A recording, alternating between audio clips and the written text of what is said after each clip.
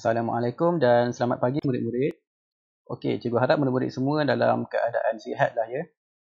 Okey, untuk tajuk dan tema pembelajaran kita untuk mata pelajaran Bahasa Melayu pada hari ini ialah Kelestarian Alam, iaitu unit 18, tajuknya Tahukah Kamu? Okey, jadi aktiviti kita pada hari ini ialah kita nak menakul gambar dan membina ayat.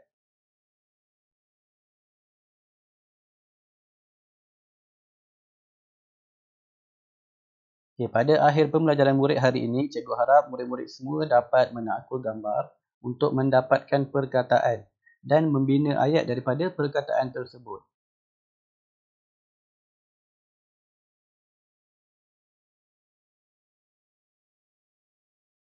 Okay, sekarang cikgu nak murid-murid cuba buka dan lihat buku teks jilid 2, muka surat 34. Okay, mari kita baca dahululah petikan ataupun teks di muka surat 34 ni. Okay, cikgu nak murid-murid cuba baca ya. Bangunan berteknologi hijau. Hanif amat tertarik akan penerangan gurunya tentang teknologi hijau. Di rumah, Hanif telah melayari internet untuk mendapatkan maklumat yang lebih lanjut. Cermin lutsinar dipasang pada seluruh bahagian dinding bangunan. Oleh itu, ruang di dalam bangunan itu mendapat cahaya matahari yang secukupnya. Cara ini dapat mengurangkan penggunaan lampu elektrik. Tanaman pokok hiasan dapat membekalkan udara yang segar dan menyejukkan persekitaran. Kaedah ini pastinya dapat mengurangkan kos penyelenggaraan penyaman udara. Panel solar yang dipasang pada bahagian bumbung bangunan dapat menjimatkan penggunaan tenaga elektrik secara keseluruhan. Penanaman rumput pada bumbung bangunan adalah untuk mengurangkan kepanasan bangunan. Kesannya, penggunaan penyaman udara dapat diminimumkan.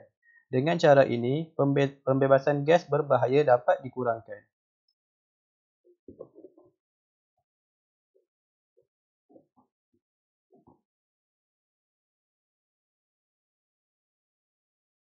Okey, seterusnya mari kita menakul gambar dan membina ayat. Okey, tapi sebelum tu, cikgu nak terangkan kepada murid-murid apa itu menakul. Menakul adalah sebahagian daripada proses berfikir, yang mana murid-murid perlu berfikir secara kreatif dan kritis. Murid juga perlu membuat pertimbangan secara logik dan rasional.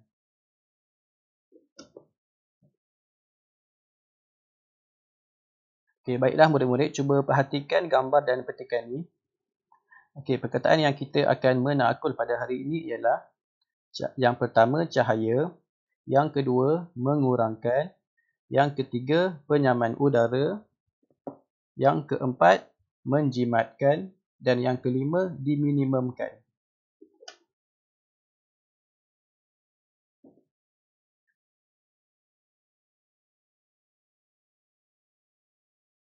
Okey, murid-murid, cuba kamu semua bina ayat dengan menggunakan perkataan cahaya. Okey, contoh ayatnya. Cahaya lampu di ruang tamu itu sangat terang. Okey, perkataan yang kedua, mengurangkan. Contoh ayat, cermin yang boleh memantulkan haba dapat mengurangkan udara panas di dalam rumah. Okey, perkataan yang ketiga, penyaman udara. Contoh ayat, apabila cuaca panas, ibu akan membuka penyaman udara. Okey, perkataan yang seterusnya, menjimatkan dan diminimumkan. Okey, sekarang cikgu nak murid-murid cuba bina ayatlah dengan menggunakan dua perkataan ni. Yang pertama, menjimatkan dan diminimumkan.